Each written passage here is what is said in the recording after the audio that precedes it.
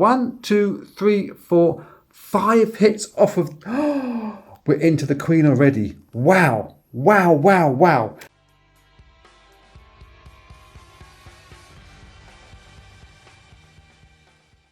This is Axis and Allies versus Aliens on the TLS channel. This is video number 2 in our series. Video number 1 ended with us halfway through turn number 1 in our challenge here, and off camera we finished off the rest of that usual G40 turn that you would have seen. We'll get on to what happened and the manoeuvres that happened after that in 1 second.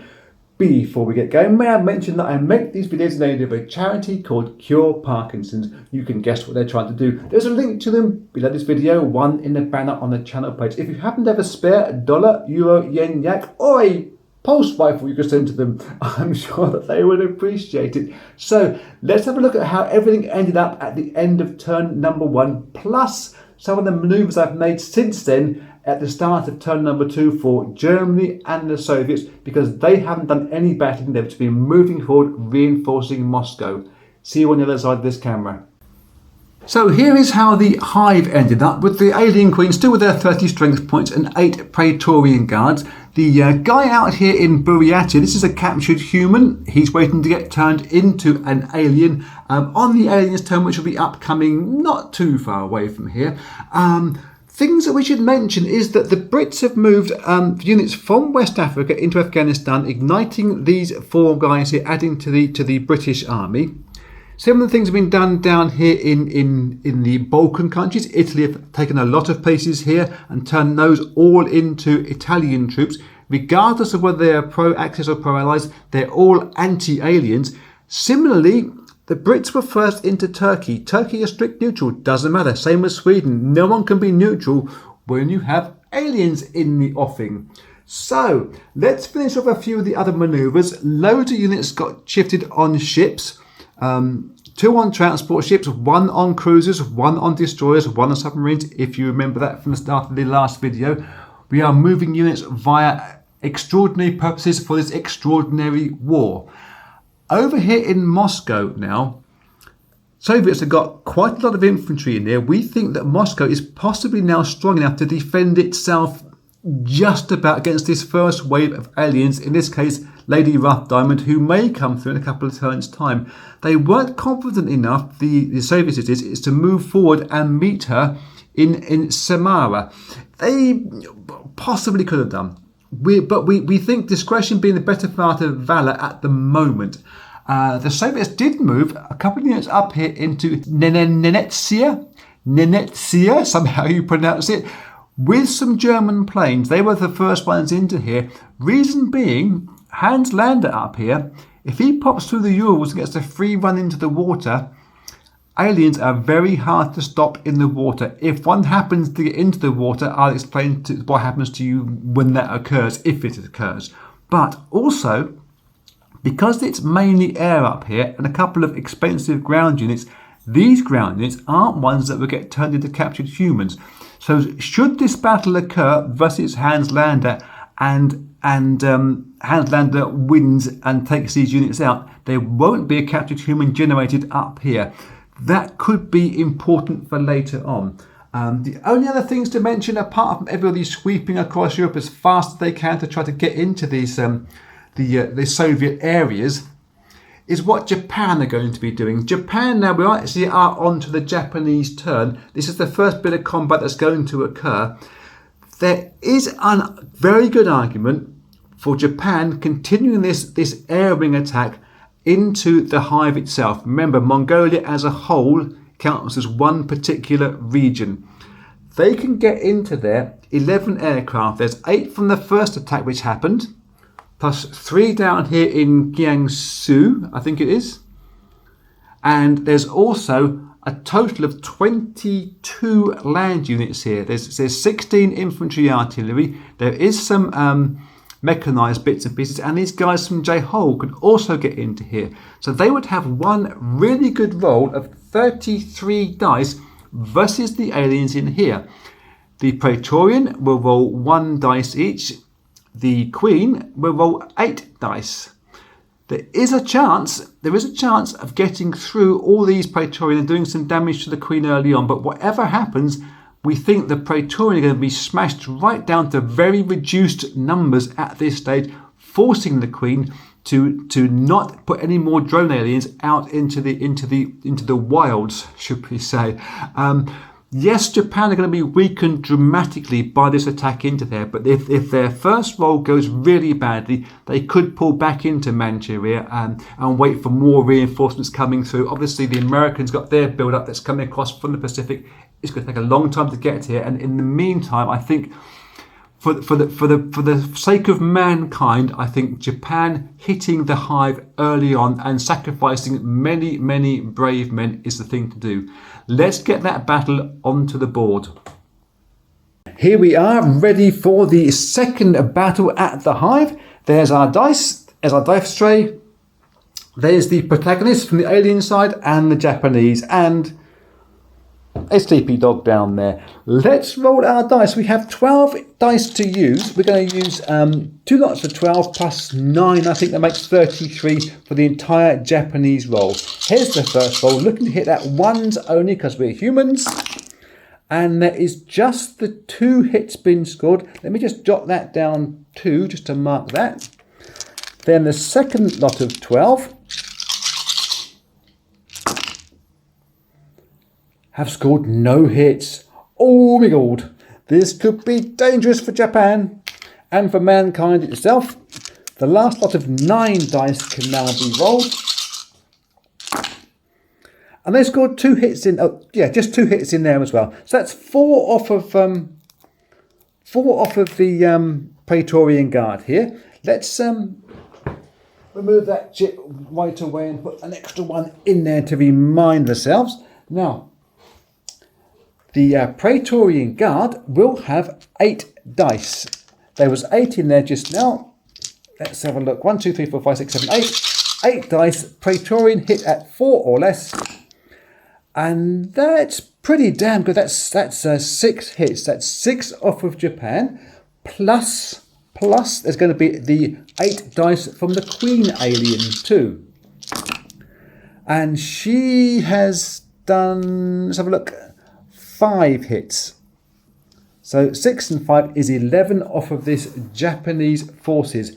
Quite handily, actually. That is all the Japanese air taken out. Now, I think in this game, you choose the opposition's casualties. I think the aliens will be happy to take all this air out of the game because it takes away some of the mobility, some of that fast movement and range that those units would have had. It's just going to leave 22 units from Japan. Japan have to decide, are they going to continue with this attack? They've only done 4 damage.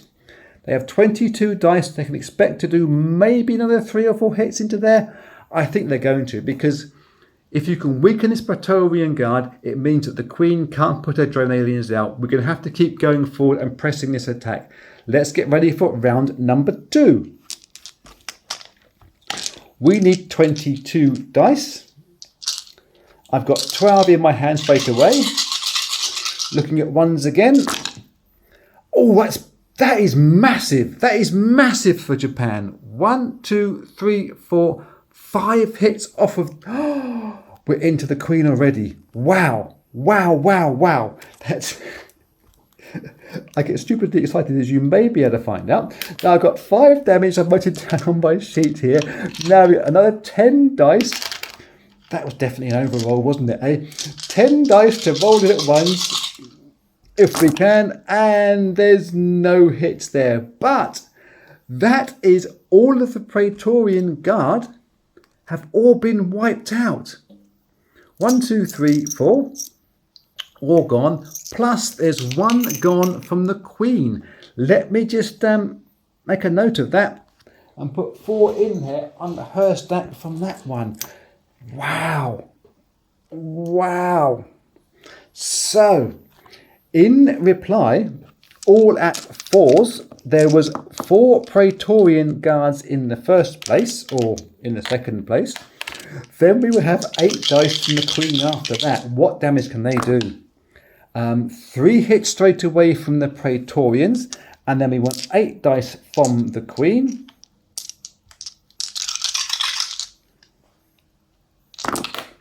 And they've got another 7. So that's 7 and 4 is 10 of these Japanese forces, which will be 5 and 10. It does not cause a captured human because we are in the hive. Hives do not produce captured humans. What we will be left with now, I believe, if my mathematics is correct, is 12 Japanese infantry artillery combinations, whatever it's going to be. If they continue to roll again with their 12 dice, they're likely to only do 2 more hits and probably get themselves 3/4 smashed out of it. I think now Japan should pull these units back again. The queen, we've got into her very quickly. She is very wounded by only 1, and yes, she can regenerate 1 point at the end of this turn and make 2 more Praetorians, but we have got into her quite a lot sooner than I was expecting to happen, and I think we should consolidate on our position rather than pushing our luck too much. Let me reset this back to the board and I will see you over there. Okay, that is the Japanese units back into Manchuria, and there is the queen licking her wounds in her hide. We will be moving these units from Japanese Island back across to the mainland China to try to keep the queen back in her place, and we will be putting on these Japanese reinforcements at the end of their turn. That's going to be it for a little while. We will be having America moving their units across the Pacific, trying to get some units in place. Perhaps maybe some more across the Atlantic. We're not quite sure about that yet. And we will be having China making their turn. It's all going to be done off camera because there's not going to be any major battles. It's only going to be reinforcements. And obviously, with that major Japanese success, I think most of the human forces are going to be feeling a lot more happier about pressing forward towards the hive and maybe towards some of these drone aliens later on. Next time I speak to you will be at the start of the alien turn. Okay, we've done with the Americans and with the Chinese. America have just been buying and sending stuff across the Pacific, landing mostly into Soviet Far East, that is up there, I think. And we got the Chinese being a little bit clever here. They have got these extra 11 IPCs from the Japanese economy, putting them straight into the coalface, but they've only been putting 4 units into each of these states, Kansu, Suiyang and Chahar, which they just liberated. Reason being, if the aliens come out of here, as drone aliens come out of here, they cannot change these guys into captured humans and then create more aliens, because you need to have 5 human casualties or anti-aircraft, artillery and infantry casualties to be able to do that. So reducing the numbers down here stops an alien being spawned in here, though they can come in here if they've been directed to by the queen. And getting on with that in a slight second. The queen herself, because we're on the alien turn proper, the queen will repair 1 health point. We'll take these 4 off and put 1 on. 1 of the 2 maximum which she can do, but she's at a maximum health of 30 anyway. She will also produce 2 Praetorian Guard aliens with her, but she's going to take those away and say, I'm going to send you out into trouble, because this build-up of forces around here is slightly worrying. There's only 12 Chinese guys on the doorstep. If they were to go into the hive and she didn't have any Praetorian, it wouldn't be too terrible. They're only going to do a couple of hits. She's going to bash back with her 8 dice. They probably aren't going to do more than 2 or 3 damage to her, and obviously she regens every turn anyway. But sending these 2 guys out here that's just been made, she's going to send out Guinness and Tuco. Tuco is going to go into Manchuria, and Guinness will go into Jihal. This way they can try to reduce this pressure onto the hive, Mongolia, the whole of Mongolia being the hive, and perhaps, if they get some good strikes themselves, create some more captured humans to create some more aliens to go around the world and dominate the place. Talking of captured humans, we do have our guy over in Buryatia. He now spawns and turns into an alien, and the alien can move straight away.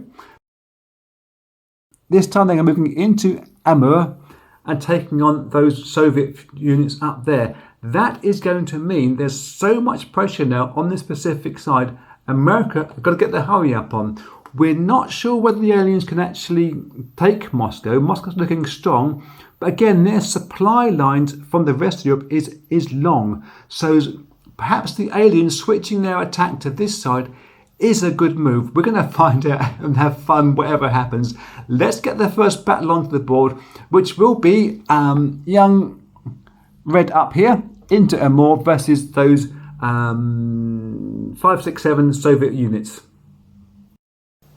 Okay, the battle in Amur between the 7 Soviet units and red with her 6 dice.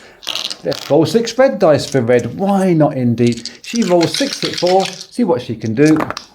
And she has just scored 5 hits straight away, which means she will capture a human. Oh, that's pretty handy. Now, in reply, those 7 plucky Soviet Union troops going after her, who must score 2 hits at 1 to remove her in 1 dice roll. They got close, but they only did 1 hit on her. So she survives that round of battle, and she can roll again her 6 dice. And she smashes them entirely. Those 2 guys have got to roll snake eyes to have any chance of taking her out. They're not going to do that, are they? Oh, no, they're not. Not even close. The aliens are coming. That means, let me just grab everything and move them all over. Get my hands the right way around. In Amur, we have the alien known as Red. We also have a captured human in there who will turn into a alien at the end of this turn. Nope, at the start of the alien turn. Get me worms right. Let's get the next battle on the board to see if young Tuco in here could do a similar job in Manchuria. The battle in Manchuria is between Tuco and 15 Japanese units. Let's see if they can have more success stopping him than they did against Red, just a few miles north. He's going to roll, it's Tuco. He's going to roll 6 dice at 4 or less, see if he can get 5 hits. He does not get 5 hits. He gets just the 3 hits. Ooh. I think the best thing is to take out the fast moving units from the back there. That's 3 of those gone. Now they have 15 dice. I've already counted it up. 8, 9, 10, 11, 12, 13, 14, 15. So we've got 12 dice in our hand. We're looking at scoring 2 1s to take out Tuco in the first round of attack. And they've scored 2 already. We haven't got to roll the rest of that dice. Tuco is no longer. He is an ex-alien. He's a ceased to be. Let's get that back on the board and see how that changes things around.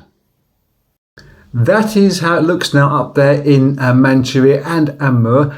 With the Americans coming through from up north, it doesn't look like anybody's really grabbed hold of that area and are fully in control. You may think Japan maybe have a slight advantage, but the bulk of the units they had into this battle in the first couple of rounds have been what was already there in Manchuria, what was already here in Shantung, and have been managed to sweep through from the islands.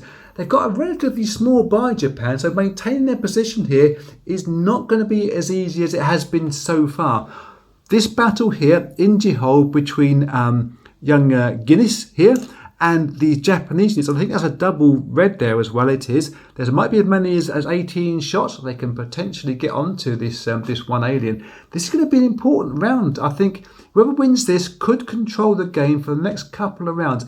Get it on the board. Let's find out what happens. This is the battle in Jihol between Guinness and 17 Japanese guys. Let's get some dice getting going. We've got some black and white dice for Guinness to match his haircut. Can he roll 5 hits to try to... Oh, he's rolled 6 hits there. Oh, man alive, that's a good roll. And 6 guys get taken away from the Japanese forces there. 1, 2, 3, 4, 5, 6. It does mean... 1 second. it does mean that a captured human is created by young Guinness there. I should put that somewhere so as I remember it's being done. And give the Japanese their 17 dice reply. I've got 12 dice in my hand. They're going to try to roll 2 ones to knock Guinness out in this one round. There's 1 1 that's been scored. They've now got 5 more dice to try to roll another one. If they don't get it in this round, they'll get another attempt to do it. But it's looking pretty bleak here at this stage. Oh, well, there's 2 1s there straight away. That's a shame. Well, shame. I am rooting for. I definitely am rooting for the aliens. It's becoming obvious now, isn't it? But Guinness has now been deceased. He is no more. 6 of those Japanese guys have been lost, but a captured human has been created. Let's get that back up onto the board and have a look at that over there in a second.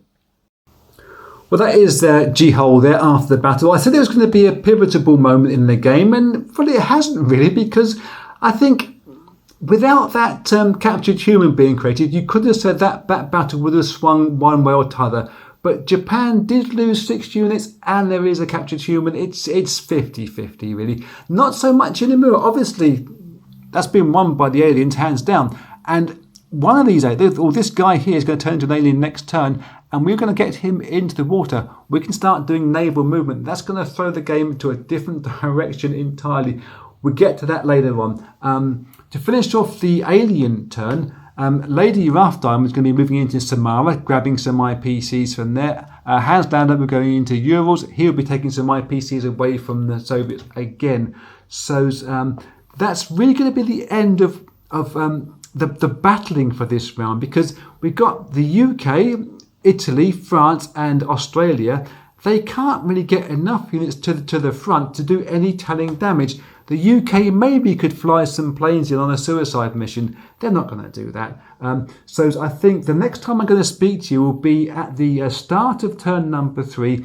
Once we've done all these other minor, and I say that in inverted commas, minor powers movements, and we're going to get Germany and Soviets coming forward, possibly coming forward from Moscow and attacking Lady Rough Diamond, who will be in Samara very shortly. I will see you sometime in turn number 3.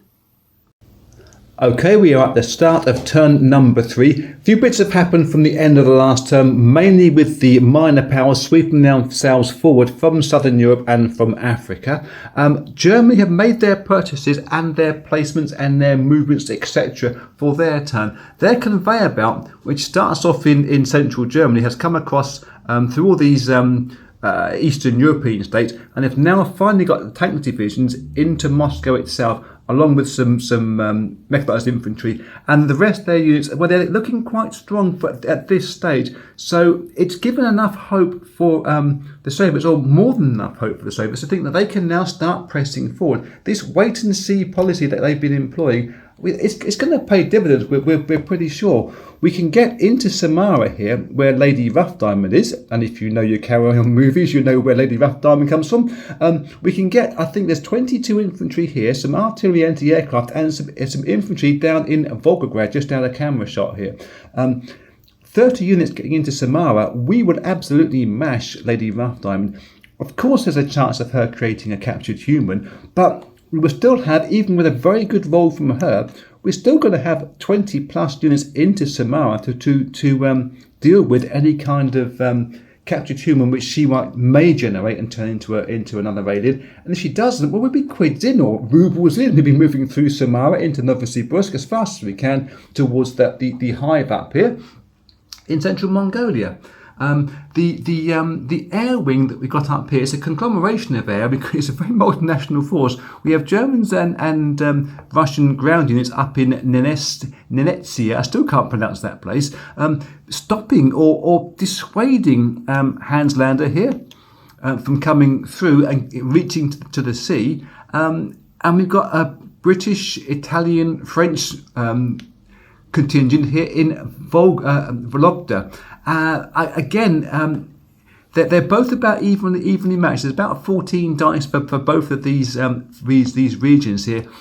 conceivably could take out Hanslander straight away, and because they are not those units which would generate a captured human, it's not a good bet for him to go that way. We think on the alien turn he will have to turn south, so as the more units we have pushing through this way as our main strike force, the better. Let's get this attack on the board. It's going to be all these infantry artillery into Samara, having got Lady Rough Diamond. I will see you at the battle board. So this is the battle here for Samara, Lady Rough Diamond versus 34 Soviet units. Yep, so big we need to have 2 dice rolls for it. That is just half the dice roll. There's 17 dice there. Trying to roll 2 ones to try to take Lady Rough Diamond out. All at once. Oh, there's 1, 2, 3. Yeah, plenty of that already, but even this is the second hit. So Lady Rough Diamond, she has been smashed to smithereens. And we now need to have her reply roll of 6 dice, trying to roll at 4 or less to do damage, but 5 will give us a captured human. And she has just done 5. Yeah, lovely. 1, 2, 3, 4, 5. That one doesn't count, but 5 of these guys will go.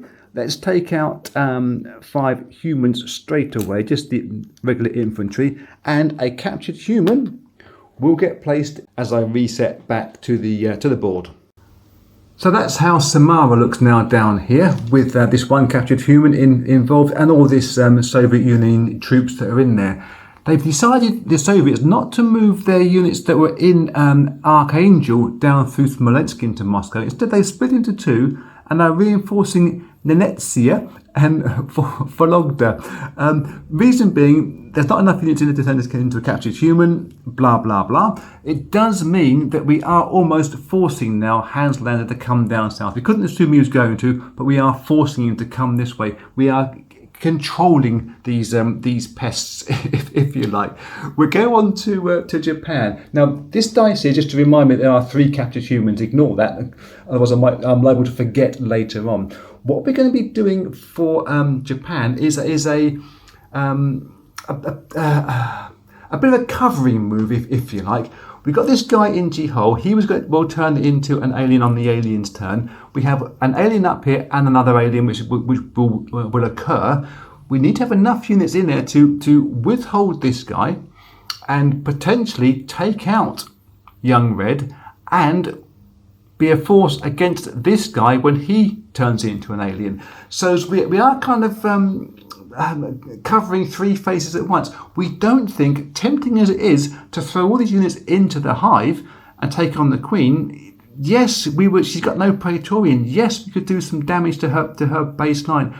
We think it's better to ask our Chinese friends to go into there, because they're right on the doorstep and they can keep reinforcing onto the doorstep on their purchase without factories. So let's move some units around. We have got these 3 guys in Shantung, plus these 3 anti-aircraft can all jump onto this boat. This captured human doesn't make the area hostile. Same as the one that's over here in Samara. The Soviets retook the IPC for that area. They're not hostile until they're aliens, obviously. So we're going to take these 3 guys, and these 3 boats are going to move in the water, 1, 2 zones, up into here, and drop everything into Amur. We are going to be vacating Manchuria and getting all these units into here. Now it leaves Manchuria empty. Yes, they could start making some Praetorian and shifting them out into Manchuria. We would deal with that if we need to, but we have to deal with our immediate danger at the moment.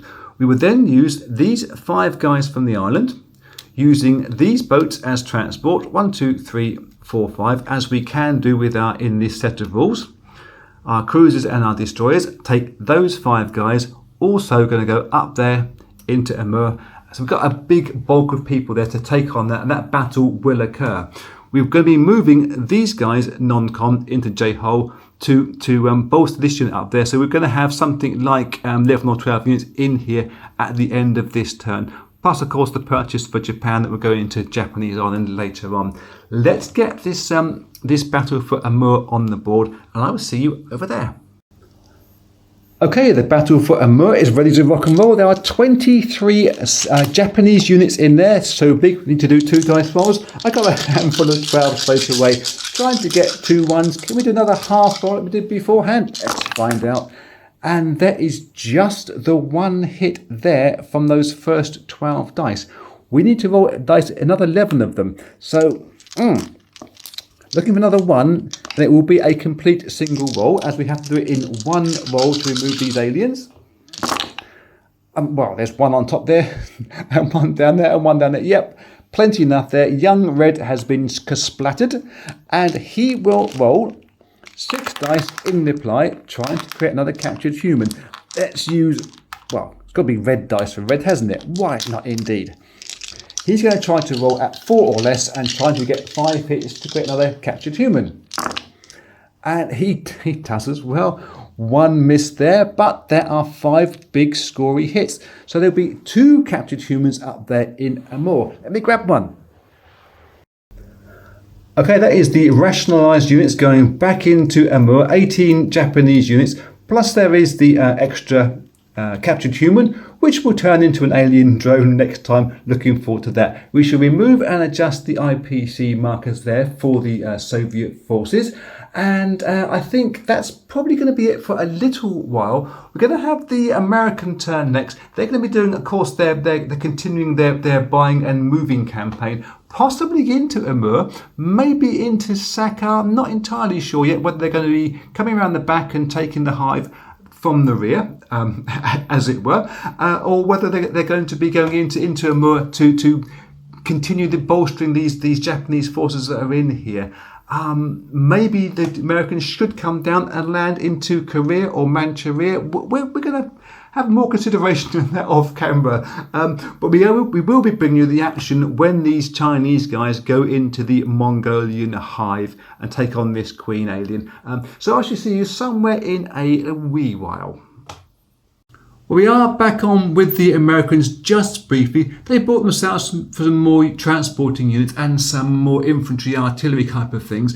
We should perhaps have thought about moving units from western states to western Canada to Alaska to at an earlier point in time to start moving things across the Bering Sea. The reason why we didn't do is we were thinking sort of 50-50 as to whether we needed to help Europe out, but obviously Europe have this covered now plenty easy.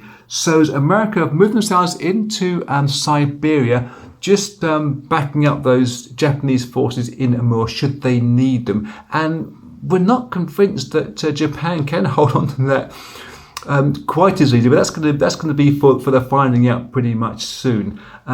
What China have done, we were thinking about using, and there was 4, 8, 12 Chinese troops in these 3 states, not these guys here. They were going to go in and have a bash at the Queen, taking out potentially 2, maybe 3 of her strength points, forcing her to rebuild herself very quickly. But we figured that if we did that, we were going to lose probably most of these 12 guys here. So taking a leaf out of Napoleon Bonaparte's book or playbook of coming together for a battle, spreading apart when moving, all these units that were in Hopei, Senshei, Kansu, Chaha have all gone into Suiyan.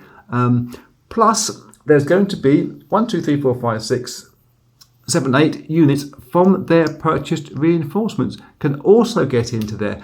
That leaves about 30 units that can now go into the Mongolian hive and have a good bash at that queen should that occur next turn. If the queen makes 2 Praetorian per turn, which she's going to do, she could move 1 or both of them out into Suiyan and give her a preemptive bash against them, but she leaves herself vulnerable if this battle goes badly with Japan versus this one guy that's going to be turned into a drone alien later on. So we figure as Chinese players, this is the best bet for China. Come together. I should put them into one big stack in a minute for this one attack into there, which will be on next turn, we think. But before that, let's think about very, very strongly what the Queen does.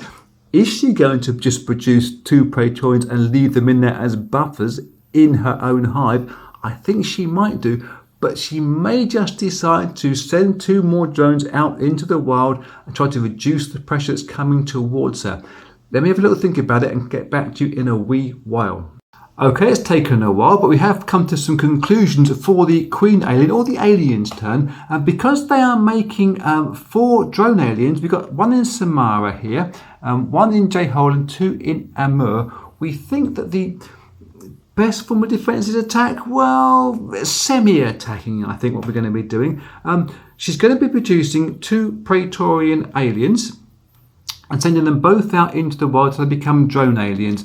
One's going to go into Kangsu and 1 into Suiyan. If we put them both into Suiyan, we can still only produce 1 captured human per combat. So, and we expect to do that, we're hoping anyway. But we do need to bolster up this front. There's so much forces coming through from the European side. And yes, Hansland is going to move down into Novosibirsk. We're sure of that in the non-com phase. But we think bringing these units out, these alien units out, is going to create some sort of wall here, assuming that Samara either stands up or gets turned to another drone alien later on. We'll see how that battle goes. But there's going to be, obviously, 1 drone alien in here, 1 drone in J-Hull, and 2 up there in Amur that are going to be needing to battle and resolve themselves. So let's get one of these battles on the board and I will see you there. I think we'll start with the Samara battle. Okay, this is the battle in Samara featuring Unit Bruv and 29 Soviet units. Quite a good rolling for them. Let's roll out the 6 dice for Unit Bruv, the alien, trying to roll 5 hits to force another captured human to exist, and he doesn't do. In fact, that's a really poor roll. There's only 2 hits there entirely. So with 29 hits coming back, we think Init Bruv might be smashed to smithereens. Let's just roll 12 of them first out of 29. All looking to hit at ones. And there are 2 ones there straight away. We do not have to continue that roll for the other 17 dice. Init Bruv didn't last more than 2 seconds here. That will mean that those 27 units now will go back into Samara, and we will look at this battle in Suiyan next. Well, this is the battle in Suiyan. Oddly balanced, very similar to that one in Samara, 29 units on the Chinese side. This is their Austerlitz. They weren't quite planning it this way around, but it's going to happen anyway. First is a young alien called 5 to 1. 5 to 1, 1 in 5. No one here gets out alive. Let's roll, if you know your doors, let's roll the 6 dice for 5 to 1 in attack. And he just smashes 6 damage off those Chinese guys. That is 5 plus 1 is 6. They will get their 29 dice in return. Let me just grab a marker.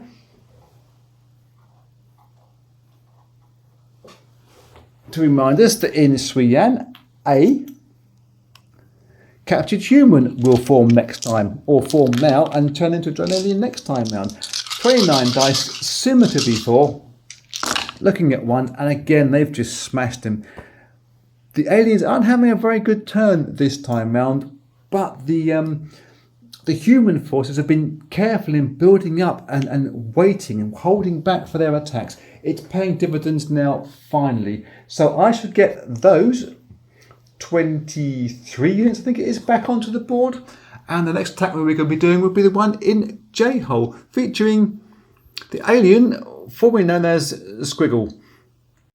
Well, the battle in J-Hole features the just 16 Japanese units defending against the alien formerly known as Squiggle. Let's see what he can do in his attack.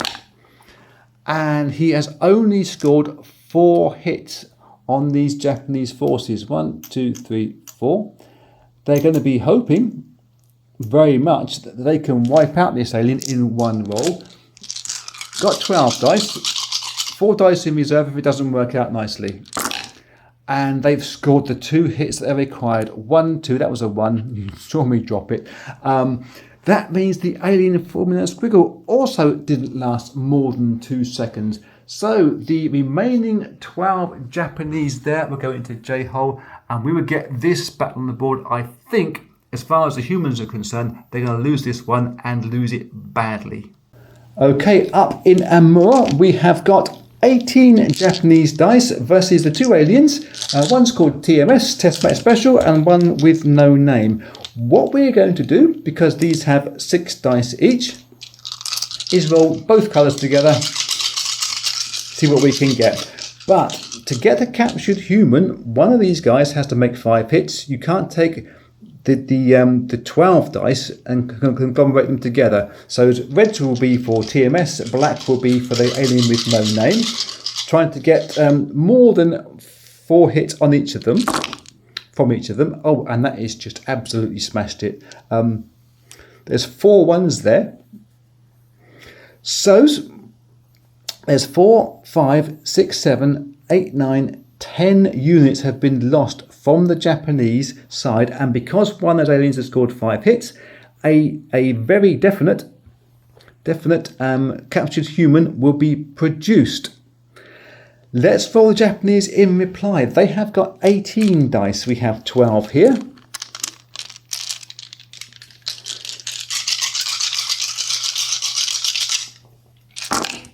Trying to roll ones, and they've only rolled the 1, but they do get 4 more dice. Try to get another hit, but I fear for the humans up there in Amur, and they don't get another hit. So we're going to lose these 10 units from here, which is 1, 2, 3, 4, 5, 6, 7, 8, 9, 10.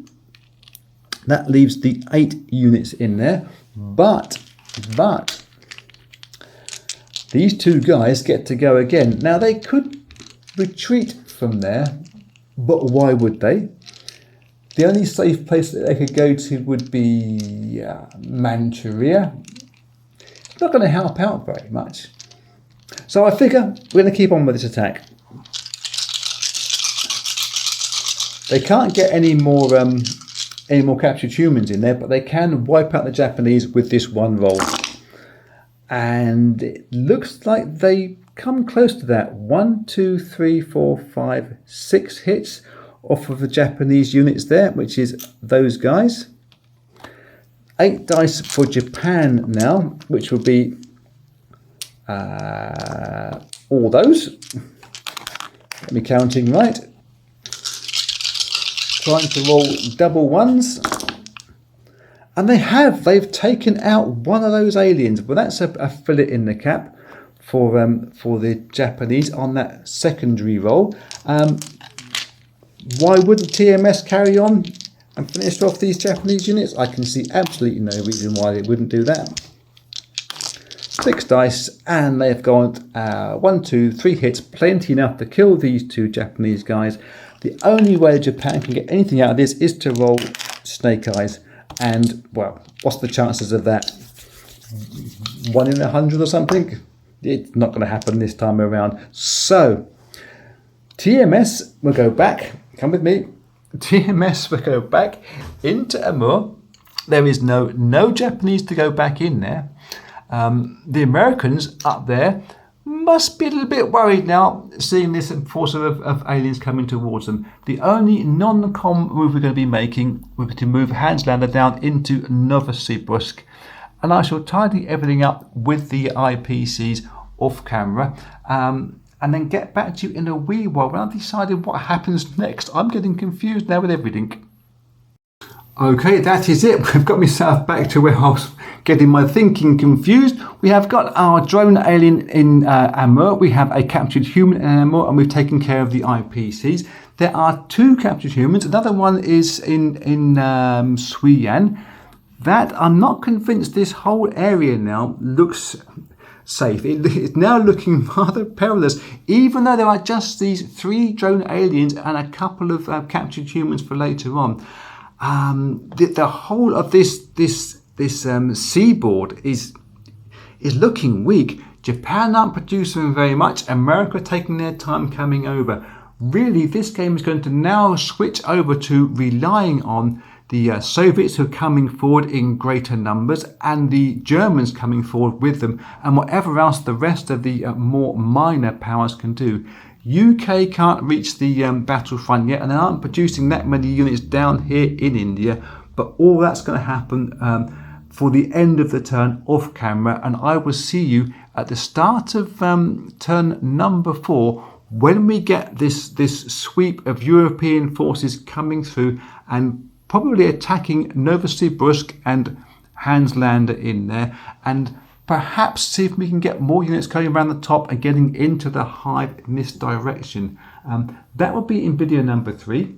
Thank you very much for watching. Until next time, be cool.